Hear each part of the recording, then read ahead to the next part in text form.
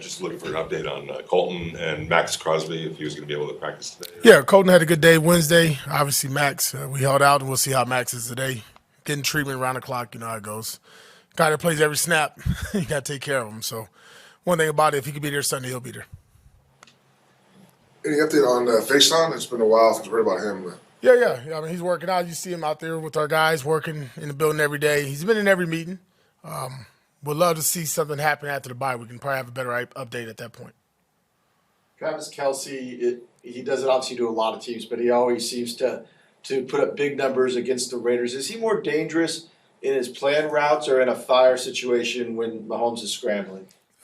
He's dangerous, period. How about that? You know what I mean? He's when you watch him play and you watch the routes he's running, he has the freedom to do what he wants. You know what I mean? And they have a great relationship and a great rapport with one another just to have a feel. That's a feel thing between him and the quarterback, and they do an outstanding job of it.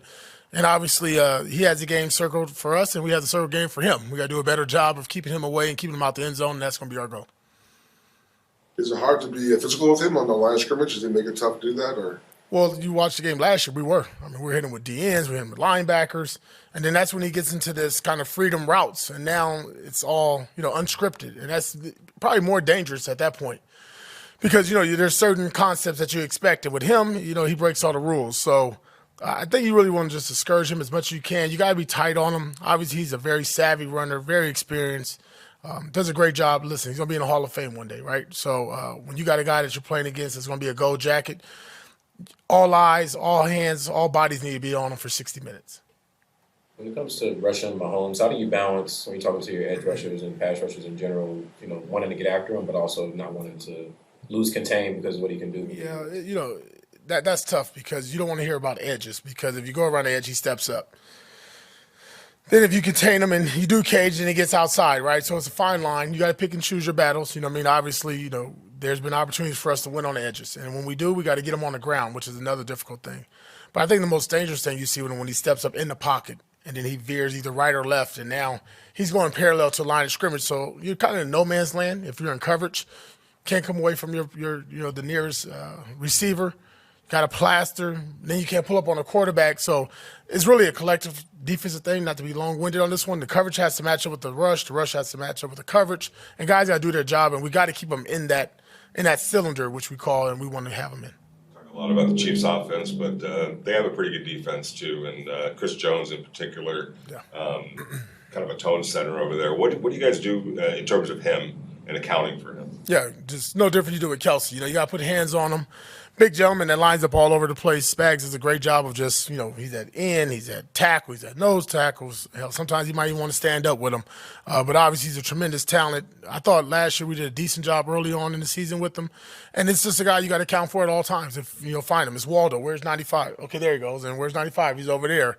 Because when he's in the game, he can obviously impact it in a very negative way for us. Spagnuolo really well. What do you expect him to throw at Aiden O'Connell, knowing that he's a rookie quarterback? You're going to blitz him.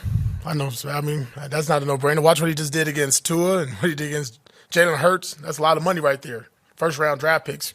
He didn't blink. He brought the pressure third play, zero coverage throughout the game with Hurts. Rookie quarterback, why not? He's got a really good secondary. Defense is playing outstanding for them. They're gelled in. They're doing a good job. McDuffie's a good football player. Snead, wow, impressive group. He's doing a good job with them, and obviously we expect the best, but good challenge for our guys too, to stand up and face that challenge in the eye. Talk about facing that challenge with Aiden being a rookie quarterback, even with the limited amount of games he's played. Do you think he's been able to get enough looks just through the game, actually kind of be ready for what presents, the challenge that presents? Yeah, I think obviously going down, this will be his fifth start. We really try to do a lot with him in practice with competition and good on good and just have him feel that pressure and that speed around him. But then obviously like a day like today, Friday, you want to get it right.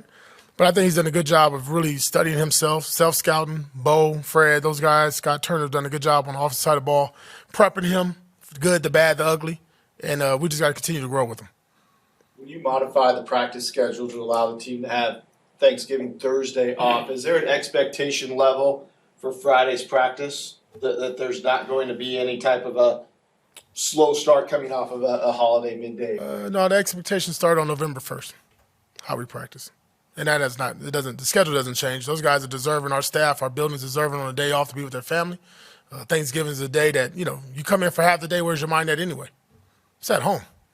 I know where I want to be at 1 o'clock, so why not just get our work done early in the week, which we did. Have a good Wednesday, which we did. Guys were here bright and early on the Friday, and we'll rock and roll today. One of the changes in the last 3 weeks is that Hunter Renfrow is kind of back in the mix. What do you see from Hunter all season long, and what is he meant to get him back in with the having a role? Well, I think just the biggest thing is just obviously he's an impact player. Very hard, very difficult to guard with the option routes, and kind of like what we talked about with Kelce. He has the freedom to find that open space and does a really good job of it, and very sneaky as far as his movement. Again, I keep calling him crazy legs because when you watch him, you don't know where. I'm trying to figure out what he's about to do. But it's good to see because he's a really good football player, right? A couple years ago, Pro Bowler, setting records, Raiders. And as we continue to grow and go through this process, Jacobs, Devontae, Jacoby. I mean, you're talking about, 4 elite players there. When you get the ball in their hands, something good can happen. And we saw that last week on the 30-yard explosive play for us. So the more we can get them going, the better for our offense, especially better for Aiden. The locker room this week, there are several players that said on defense that they were being challenged to go from being a good defense to a great defense by the defense coordinator. When you look at this defense, how far away do you think they are from turning the switch from being good to great, and what do you think it would take? Well, hopefully the next 6 games we can prove that. I'll leave it at that. We just got to get better each and every day. Each game, good challenge last week against the Dolphins with the speed. Obviously, you're dealing with the ultimate chess master here, and Andy Reid and Patrick Mahomes. So we got to be on our P's and Q's, so we don't want to crown ourselves too soon. Good. All right.